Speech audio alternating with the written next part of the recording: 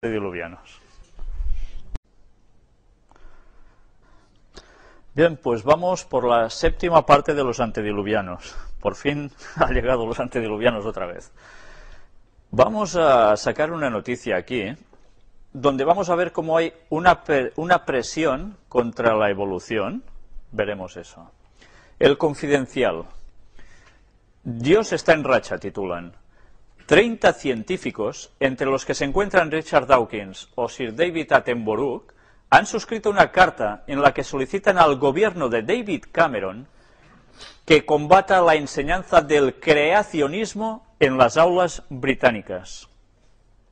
Según los expertos, algunas fundaciones están abriendo la puerta a la difusión en las escuelas de la teoría del diseño inteligente, una doctrina que goza de gran predicamento en Estados Unidos y que no debería estar presente de ningún modo en las escuelas, y menos aún si se financian a través de fondos públicos. Para los firmantes, tales teorías no son más que la punta de lanza de un fundamentalismo religioso que amenaza la vida pública.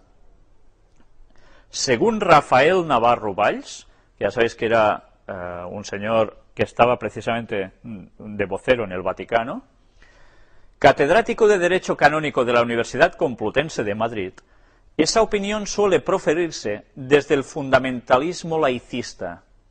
Dice, es una calificación que nace de la ignorancia, ya que las teorías comúnmente aceptadas tampoco son tan sólidas como se pretende. Si, como se ha dicho, se tardaron unos 2 millones de años en manipular una piedra para construir una lanza y medio millón de años más para pintar unos bisontes en las cuevas, es solamente una teoría sujeta a comprobación decir que el azar produjo entre los años 12 a 15.000 a.C. un salto cualitativo que llevó al lenguaje en el hombre. Más razonable es entender, como ha dicho el Papa Ratzinger, que si la evolución no va acompañada de una razón creadora, no es posible explicar el orden en este mundo. ¿Veis qué bien quedan ellos? Evolución con creación, todo mezcladito y patam, para adentro. En todo caso, el asunto del creacionismo pone de relieve hasta qué punto estamos viviendo nuevas expresiones de ese enfrentamiento entre ciencia y religión que tan presente estuvo en el debate público del siglo pasado. Para Santiago Collado, físico, filósofo y subdirector del Grupo de Investigación Ciencia, Razón y Fe de la Universidad de Navarra, algunas personas siguen viendo la religión como un problema para la ciencia, especialmente cuando hablamos de algunos asuntos controvertidos, como es la clonación. Sin embargo, es sencillo entender que no se trata de cosas incompatibles.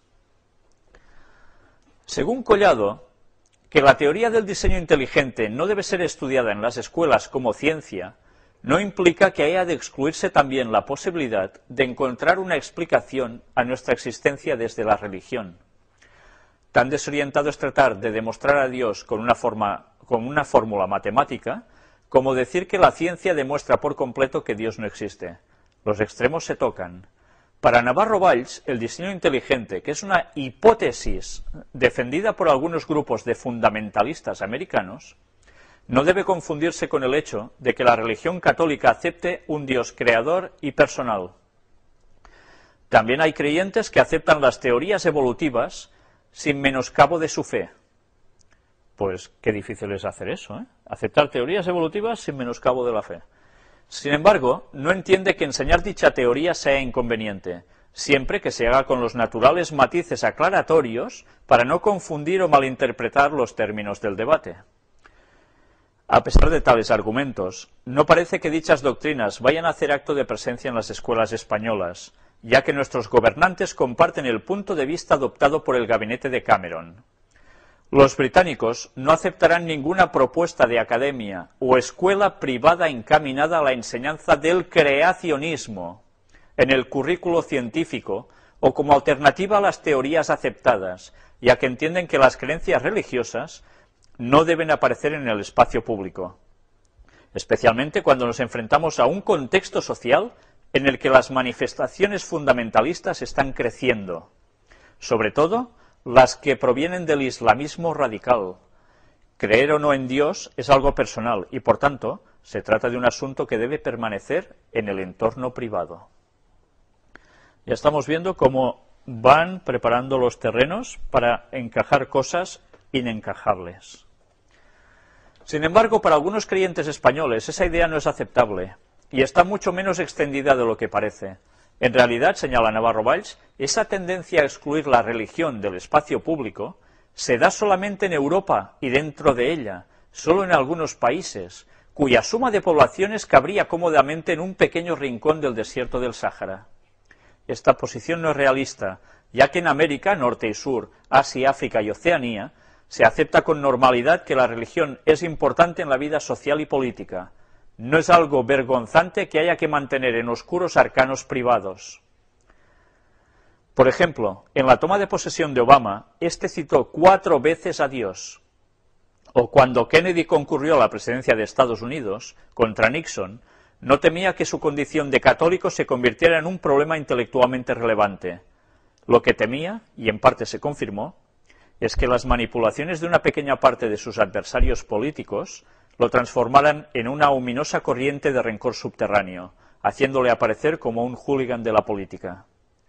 El problema para Navarro Valls es que vivimos en un entorno de macartismo religioso, que tiende a convertir en un leproso político al hombre con determinadas convicciones. La realidad es que en el siglo XXI, Dios está en racha. Vamos a ir viendo cómo los planteamientos que ellos dan es mezclar ciencia con creencia religiosa.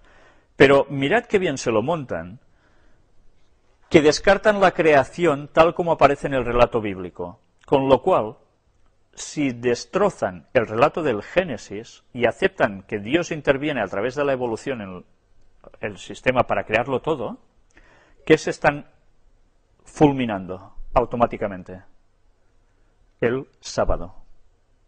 Porque el sábado fue el día de descanso de toda la creación, el 7º día. Las cosas no las hacen porque sí, todo tiene su propósito.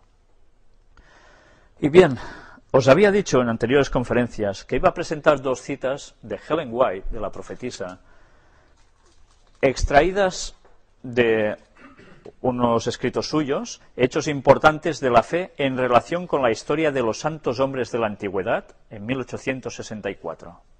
Estas 2 citas tan polémicas marcaron un antes y un después en la interpretación de lo que pudo pasar antes y después del diluvio. Estas 2 citas han dividido incluso a los propios adventistas. Para querer interpretar cosas tal como ella no decía y quedar bien con los demás, tomaron cierta postura, que fue la mayoritaria.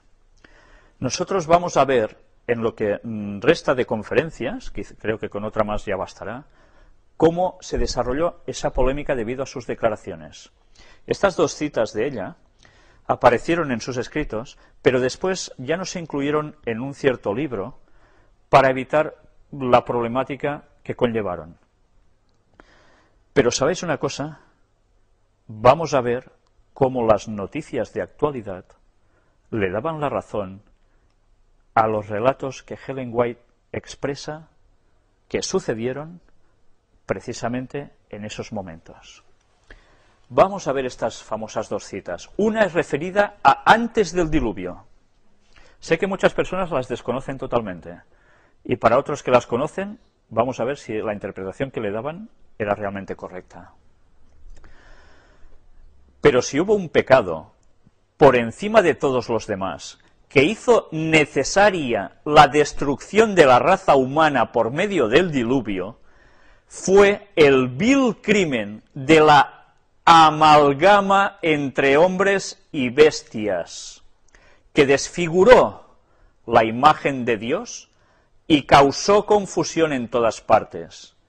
Dios decidió destruir esa raza poderosa y longeva que había corrompido su camino delante de él.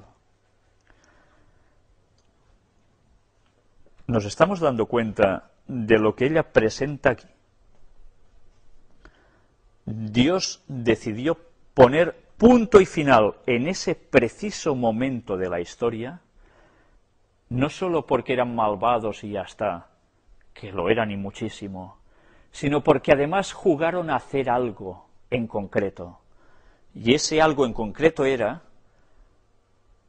amalgama entre hombres y bestias, que como consecuencia de esa mezcla entre hombres y bestias, la imagen de Dios, con la cual nosotros fuimos creados, la imagen, ¿qué es la imagen? Lo que vemos, ¿no? Nuestra apariencia. Se desfiguró la imagen de Dios en el hombre y causó confusión en todas partes. Dios dijo, hasta aquí habéis llegado. Ellos habían jugado a ser Dios.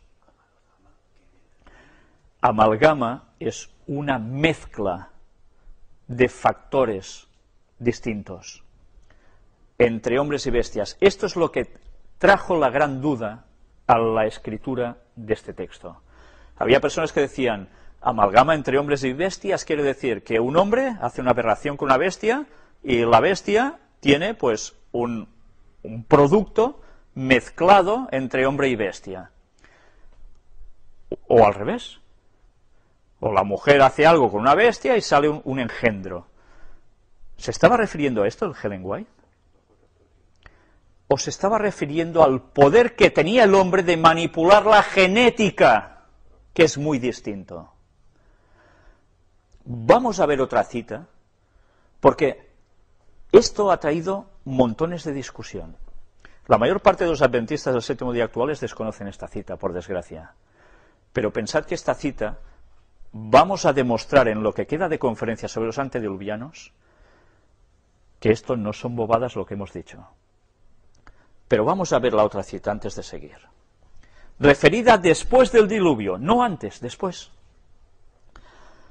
Todas las especies de animales que Dios había creado fueron preservadas en el arca.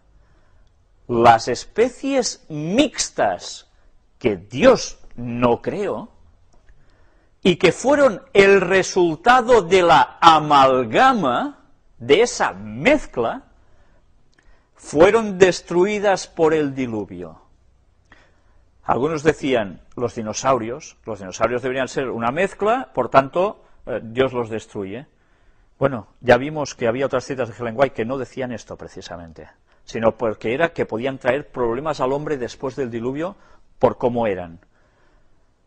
Aquí nos está hablando de esas especies mixtas que Dios no creó, pero el hombre sí. Desde el diluvio ha habido amalgamas entre seres humanos y bestias. Después del diluvio, aún pudieron hacer amalgamas entre seres humanos y bestias, porque algo tenían aún de tecnología, algo sabían hacer aún después del diluvio, que ya habían hecho antes del diluvio. Y ella dice, como puede verse en las casi innumerables especies de animales y ciertas razas de hombres.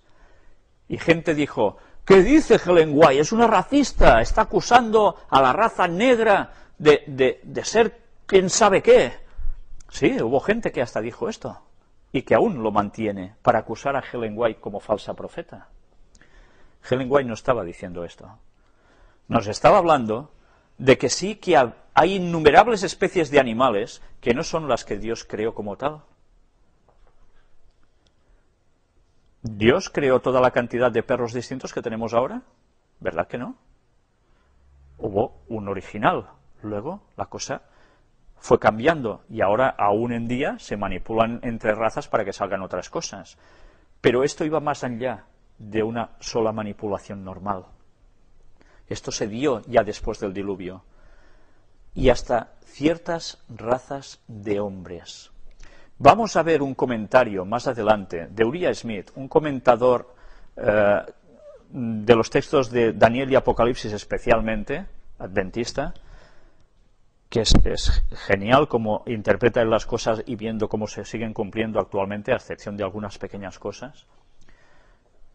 Este hombre quiso explicar qué había querido decir Ellen White, porque eran coetáneos, incluso él estuvo en su casa conviviendo con ella y con el marido, con James White, y explicó qué quería decir con esa mezcla también para razas de hombres.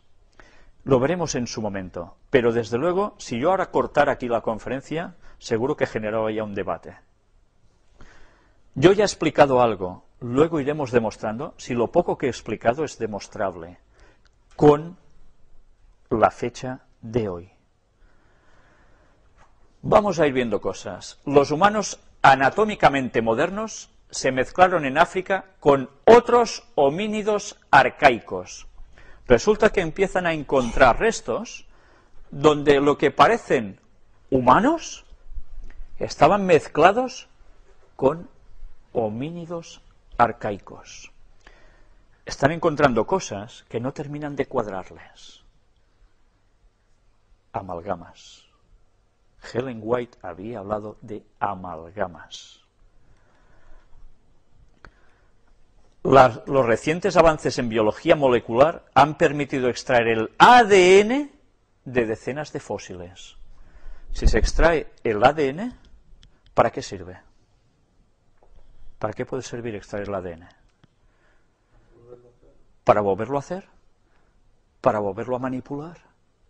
¿Volverlo a crear?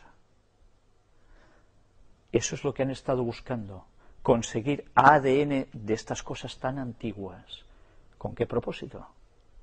Ya iremos viendo poco a poco en esta conferencia y la siguiente el desarrollo de todos estos conceptos. Ahora vamos a hablar de mitología. ¿Sabéis? Cuando hablamos de mitología, a veces lo confundimos con leyendas. Las leyendas pueden ser cosas que verdaderamente son rollos patateros que alguien se ha inventado y ha colado bien. Pero la mitología está basada en hechos que llegaron a acontecer y que se han ido desvirtuando hacia otro foco. Pero tienen una base original, concreta, cierta. ¿Por qué voy a hablar ahora de mitología aquí? Tened en la cabeza presente las dos citas de Ellen White, siempre con lo que vais a ver a partir de ahora ya en las conferencias.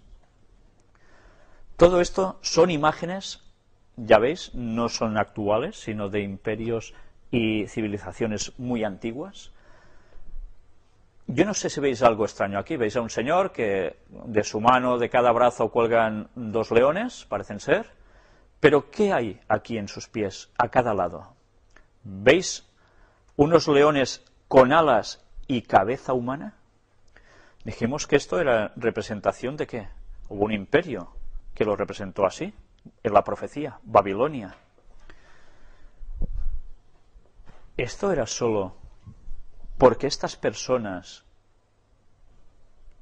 querían simbolizar su imperio con un gran poder como el león y con alas porque son muy rápidos conquistando y ya está. Sí, por supuesto. Pero esto respondía a mitología, a algo de un pasado remoto. Vamos a ir viendo más imágenes. No sé si veis aquí un hombre, también con un animalito colgando, y aquí que parecen que estén bailando los dos, no sé si un choti es un tango que deberían bailar, pero mirad la persona de la derecha. ¿Qué tiene en la cabeza? Unos cuernos, y no parece indicación de ser ningún casco. Curiosamente, aquí vemos lo que parece un sol en medio. Ya sabemos la simbología del sol para esas gentes. La adoración a su dios, Satanás. Con distintos nombres, pero Satanás. Y todo esto formaba parte de ese entorno. Algo más. ¿Qué vemos aquí también? Uy, parece un dálmata, ¿verdad? Este perrito de la izquierda. Pero un dálmata un poco extraño. Esto parecen dos alitas, ¿no? Un perro con alas. Qué cosas más tontas de dibujar tenían estos señores, ¿no? Inventarse un perro con alas. Vamos, también pintarían una vaca volando al final, ¿no? Bueno, pues ellos lo pintaron. Esta señora también tiene algo curioso en la cabeza, ¿veis? Era sencillamente un sombrerito, estos dos cuernos que le salen de aquí. Mitología egipcia, ya veis, una divinidad con alas. ¿Tiene su simbología? Por supuesto. Y aquí, este señor tan fuertote, él, con una pandilla de nabos colgando de la mano o algo parecido. ¿Pero qué tiene en su espalda? Alas. ¿Es un ángel acaso? No, no es un ángel. Entonces, ¿por qué tiene alas? ¿Mitología? Lo mismo de antes. Esta señora, con sus alas, alrededor, le salen de sus brazos. ¿Qué veis arriba? El ojo famoso, que todo lo ve. Todo esto vinculado a esto otro. Otra vez, la señora con alas. ¿Y aquí qué tenemos? Una imagen de Lilith. ¿Sabéis quién es Lilith? En una de las conferencias lo traté, y especialmente en la ampliación de la conferencia número 1, que no aparece como la serie del Gran Engaño, sino que se encuentran en las conferencias de Castellón y de Aluche, que lo podéis encontrar también en la página de WordPress del Gran Engaño. Lilith, esta señora, también, ¿qué tiene detrás? Unas alas. Y a sus pies aparecen unos buitos. Ya sabemos símbolo de qué, de Lucifer. Porque la señora Lilith, ya sabemos su relación en la mitología de que esta señora iba por las noches a coger, sé que hay niños por aquí también, iba a coger niños y hacía sus cosas. Pero bien, además, esta señora se dice que hizo algo más, y era una sustitución, o ser la sustitución de Eva, la mujer de Adán. No voy a adentrarme en eso lo podéis encontrar en esa conferencia, pero si relacionamos una vez más, esta señora aparece con alas y al lado los símbolos para Lucifer. Una vez más, la misma relación. Cosas de mezclas extrañas con el personaje de Satanás. Una vez más, señora con alas, por si no habíais visto bastante. Y aquí, parece que lleve algo en la mano este ser, este señor. Tiene dos pies humanos, dos patitas, su cuerpo, sus manos normales, sus brazos normales. Lleva aquí, no sé si, no lo veo bien en la imagen lo que es. Pero, ¿y su cabeza? ¿Su cabeza es humana? No. Es como un águila, ¿no? Mitología. Más mitología. Símbolo solar, lo que tenéis arriba. Pero y abajo, anda, ¿os acordáis de antes que hemos visto unos leoncillos con alas y con cabeza humana? Bien, podríamos hablar sobre los conceptos que se tienen sobre la mitología. La mitología da nombre a ciertos dioses que ellos adoraban, o no, depende, como lo vieran, ¿no?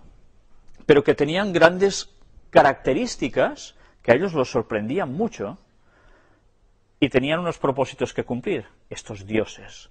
Vamos a leer solo esto y luego seguiremos avanzando. Mitología egipcia. Durante la época predinástica, divinizaron aquellos fenómenos naturales que les desconcertaban o infundían temor, de los que no conocían la razón de su proceder.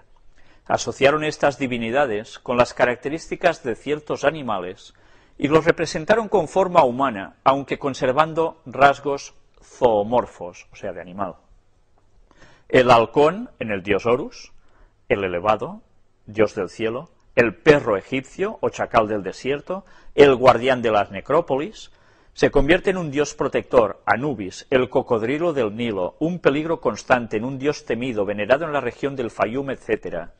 Además, les atribuyeron conceptos humanos, como la relación familiar, por lo que se formaron tríadas compuestas por un dios, su esposa y su hijo. Y también pasiones humanas, por lo que se les rendía culto dando ofrendas en los templos a cambio de favores solicitados o recibidos. Es interesante ver esas mezclas que ellos hablan aquí. Claro, desde nuestro punto de vista actual de científicos, claro, estos son propiedades que ellos ponían a sus divinidades, las mezclaban y tal, pero claro, todo esto eran rollos patateros, no existió. Pero es interesante ver cómo aquí ya aparece que también formaron tríadas. ¿Tríadas qué es? Tres, ¿no? Compuestas por un dios, su esposa y su hijo.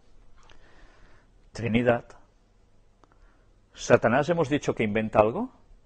No. ¿Satanás qué hace? Copia, plagia.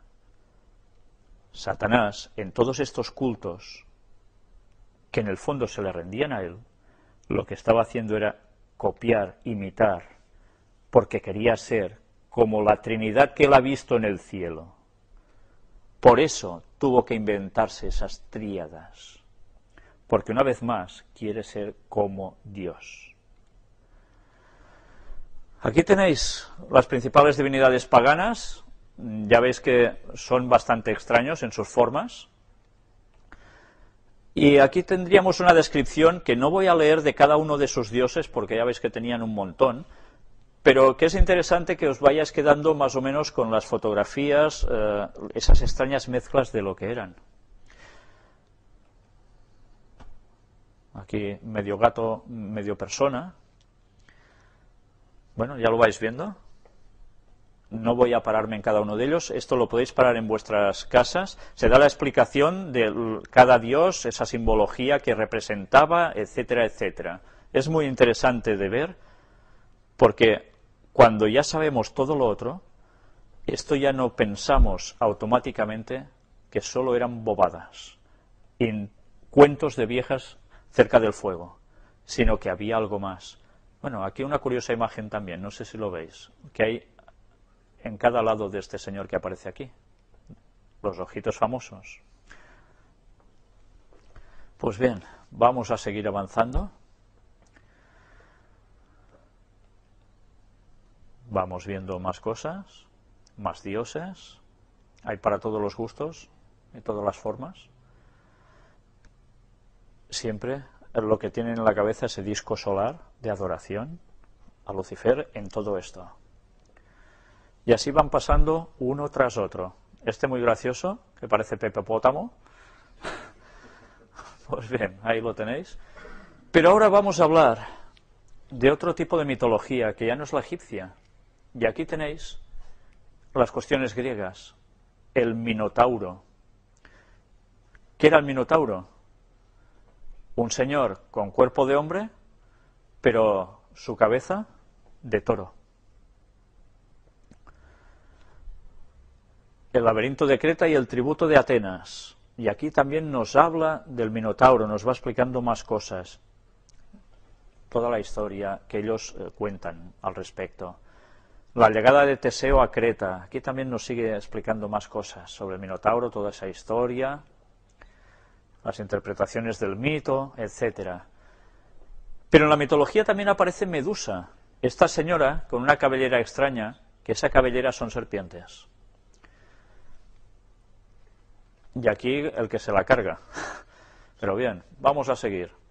Una representación más. Y hay más. Pegaso, ese famoso caballo alado. Aquí tenéis toda la historia. Unicornios, esos animalitos con un cuerno muy prominente en su frente, que se les da aplicación también a cuestiones sexuales, etcétera, etcétera. Aquí tenéis toda la explicación. Las quimeras, eso que mostramos ya en una conferencia cuando hablamos de Notre Dame, no sé si la recordáis, que ya veis qué figuras tan extrañas, ¿no? Y había quimeras de extraños bichos con varias mezclas. Cíclope. ¿Os suena el Cíclope? Aparte del personaje de X-Men, de la Patrulla X famosa. Luego hablaremos también un poco de eso. Sirenas. Esos extraños cuerpos de mujer con cola de pez. Y ahora, después de dejaros con la mitología, uno puede pensar verdaderamente es que esta gente se les iba a la olla y se inventaban cualquier cosa. Pero la mitología, hemos dicho, tiene reminiscencias de un pasado concreto. Y cuando Hemingway escribió eso, estaba describiendo una situación que se había dado en este mundo, que la ciencia ha pasado por alto, porque no le cuadra, pero que se produjo, al igual que todo el relato que nos describe sobre antes del diluvio. Pero ahora vamos a ver cosas que se nos dice ciencia ficción, películas, libros y demás, donde aparecen cosas como esto, El planeta de los simios, que no tuvo solo una película, sino varias secuencias, varias continuaciones, secuelas, sí, gracias. Supongo que todos lo habéis visto, película muy conocida, Charlton Heston, interpretando a un señor astronauta que se va y cuando vuelve a la Tierra, él se cree que ha ido a parar a otro planeta y resulta que se encuentra unos simios enormes, súper fuertes, que hablan y que rigen a los hombres. Y eso da para muchas secuelas. Pero hay películas como esta otra, La invasión de los ultracuerpos, que por cierto, si la veis, sabiendo todo lo que sabéis ahora sobre obeliscos y demás historias, veréis que continuamente van apareciendo imágenes en la película muy sorprendentes, que cuando yo era niño y vi esta película, yo debería tener unos 12 años, no percibí en esos momentos alguna cosa así, pero ni mucho menos todo lo que la vi hace poco, precisamente haciendo un repaso para ver qué podía sacar de esto, ¿no? En esta película, que teóricamente nada tiene que ver con todo esto, quedaos solo con estas escenas que estáis viendo aquí. Hay una transformación del ser humano, porque viene un polvo cósmico, parece, que en verdad son alienígenas, que se ponen a hacer unas vainas al lado de los humanos, cuando duermen, y cogen su apariencia, etcétera, etcétera, y el otro muere. Y así van ocupando el planeta. Bien, es toda una trama tonta, ¿no? Bueno, tonta, pero que desde luego está muy bien hecha, ¿no? Pero hay una escena en la película bastante curiosa. ¿Veis aquí? En esta película va saliendo este señor tocando el banjo, parece ser un pobre hombre que va pidiendo y tal, con su perro al lado. Y hay un momento en que este señor se queda dormido al lado de su perro. Sabían que si se dormía la gente terminaba mal. Es muy inquietante la película en este momento, pero cuando todo aparece, en una escena de la película de golpe, ha habido una mezcla de cosas, y aparece esta escena que a mí recuerdo que me impactó mucho con 12 años. Claro, ahora lo podemos decir, uy, qué cutre, ¿no? Pero claro, algo aparece como una mezcla.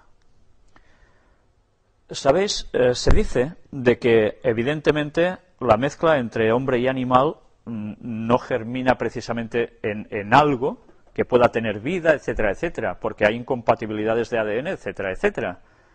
Entonces, ¿cómo se podían mezclar las cosas? Pues solo manipulando ADN. Vamos a ir viendo más cosas, porque veréis cómo lo que nos va transmitiendo Hollywood nos va a llevar hasta ese planteamiento.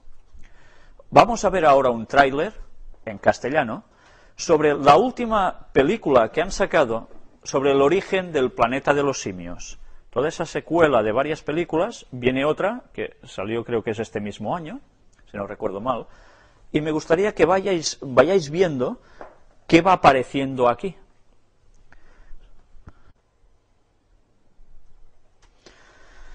Si os habéis dado cuenta, aquí se habla ya de que hay una cierta manipulación, que provoca en esos simios que sean algo más que simios normales. Esto es ciencia ficción. ¿Sí? ¿Es ciencia ficción? Es curioso, y vamos a ir viéndolo a lo largo de estas charlas que quedan, cómo hay personas que están regulando a través de leyes que esto no se pueda llegar a hacer. El Vaticano ha sacado ya varios comunicados hablando sobre tipos de experimentos que pueden crear cosas extrañas. ¿Creéis que esto sale porque sí? ¿O esto se produce porque ya saben que eso se puede llegar a efectuar en un futuro? ¿O ya se puede llegar a efectuar ahora? Os vais a quedar sorprendidos cuando vayáis siguiendo toda la temática de la conferencia. Vamos a ver ahora el otro tráiler de la misma película en inglés, pero veréis que hay unas secuencias un poco distintas. Vamos a entrarla directamente. Si os habéis fijado, hay un momento, a partir de algunas escenas distintas, donde sale el letrero Evolution, evolución. Bien, quizás deberían percatarse los teóricos científicos de la evolución que muchas de las cosas que ellos encuentran y intentan dictaminar que eran ancestros del hombre, etcétera, etcétera, si supieran lo que Helen White escribió y lo que hemos venido mostrando en todas las conferencias, podrían darse cuenta de que hubo una amalgama entre hombres y animales que generaron especies extrañas. Y eso sí que no es ciencia ficción. Vamos a ir viendo aquí cómo explican la película. Es interesante porque cada una da matices distintos de cómo hay confrontaciones entre los seres humanos y este tipo de simios que mantienen una relación entre ellos. Claro, todo es ciencia ficción, pero ya sabéis que cuando Hollywood lanza los mensajes por algo es. Hay otra película muy curiosa de Burt Lancaster, La isla del Dr. Moreau. Y es otra película muy curiosa donde también se habla de una extraña mezcla entre seres humanos y animales. Y esto tiene sus años ya. Tenemos otra película, La mosca, no sé si recordáis, un científico que se quiere trasladar de un lugar a otro y lo hace con la desmaterialización y componiéndose en otro lugar. Y se le cuela una mosca dentro en ese momento y la que lía, ¿no? Ya os imagináis lo que sale. Pues bien, sale también una mezcla entre humano y mosca. Esta película ha tenido más versiones.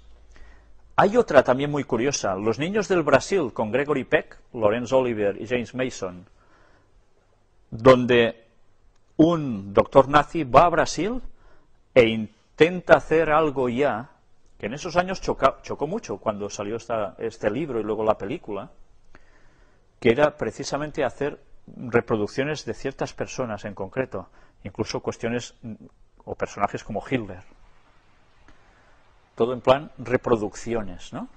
Clonaciones. Frankenstein también, o el moderno Prometeo. Esa extraña mezcla entre varias cosas y hacer una de sola. Es interesante, si podéis parar y leer en vuestras casas todos los argumentos, porque son muy interesantes para que empecéis a asimilar mejor una cosa con otra. Yo, por falta de tiempo aquí, evidentemente no puedo pararme a esto. Se hizo la película también, que también causó con Boris Karloff, el famoso Boris Karloff, estragos. Pero antes hemos hablado de ADN. Hubo una película que también nos hablaba de que en un cierto lugar alguien hizo algo con eso y empezó a crear, ¿qué? Dinosaurios otra vez, como los de antes. Ya sabéis que toda la trama se lía con esto y van teniendo sucesión también estas películas. Pero el ADN, siempre el ADN ahí presente para manipular las cosas.